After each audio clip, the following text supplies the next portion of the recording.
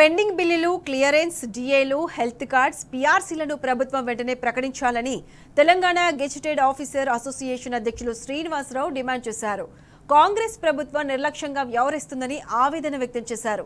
GO 370ని అమలు చేయడం వల్ల నష్టపోయిన ఉద్యోగులకు న్యాయం చేయాలని కోరారు. ఇప్పటికే ఉద్యోగులలో అసహనం మొదలైందని, ప్రభుత్వం స్పందించని పక్షంలో వచ్చే నెల 12వ తేదీన ఉద్యోగ సంఘాల జేఏసీ ఆధ్వర్యంలో తదుపరి కార్యాచరణను ప్రకటిస్తామని హెచ్చరించారు. ఉన్న డిఏలు అని ఇస్తే 15,000 జీతం పెరిగింది ఒక సాధారణ ఎంప్లాయీకి. పీఆర్సీ ఇస్తే ఇంకో 15,000 పెరిగింది. 30,000 ఒక సగటు ఎంప్లాయీకి శాలరీ పెరిగింది. పెండింగ్ బిల్స్ క్లియర్ చేస్తే ప్రతి ఎంప్లాయీకి 1,00,000 నుంచి 2 లక్షలు ఇమ్మీడియట్గా చేసిన పనికి కూలీ, జీతం, వేతనం వస్తుంది. చేసిన పనికి ఎప్పుడో 2 సంవత్సరాల క్రితం రావాల్సిన బాకీలు.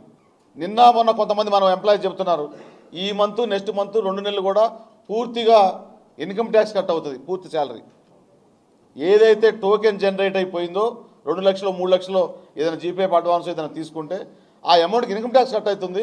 అసలు ఒరిజినల్ అమౌంట్ ఇంతవరకు రాలేదు. అసలు మన గురించి మాట్లాడట్లేదు.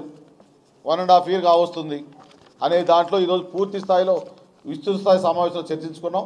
ఇదే విషయాన్ని జేఏసీలో కూడా మాట్లాడి మరొకసారి ముఖ్యమంత్రి గారి దృష్టికి, అదేవిధంగా డిప్యూటీ సీఎం గారి దృష్టికి, సిఎస్ గారి దృష్టికి తీసుకెళ్లిన పిదప తదుపరి ఏం చేయాలనేది నిర్ణయం జరుగుతుందని మీ ద్వారా మరొకసారి తెలియజేసుకుంటూ, ముఖ్యంగా ఈ పెండింగ్ బిల్లుల విషయంలో మాత్రం ఎక్కడ పోయినా మమ్మల్ని నిలదీస్తున్నారని చెప్పడం జరిగింది. మాకు కూడా చాలామంది ఎక్కడ సెక్రటరీలో కలిసినా ఎక్కడ కలిసినా ఇది చాలా పెద్ద సమస్యగా మారింది. మరి ముఖ్యమంత్రి గారేమో అప్పుడు మీటింగ్ పెట్టినప్పుడు డిసెంబర్ 31 వరకు మేము ఎట్టి పరిస్థితుల్లో క్లియర్ చేస్తాం పెండింగ్ బిల్ అని చెప్పడం జరిగింది. కానీ ఇంతవరకు అవి పెరిగిపోతున్నాయి తప్ప తరుగుతలేవు.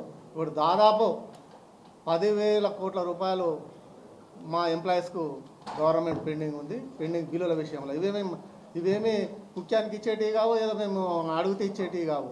ఇవి మా పైసలు, ఇవి మేము దాచుకున్న పైసలు.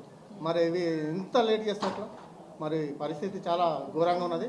ప్రభుత్వం అర్థం చేసుకోవాలి.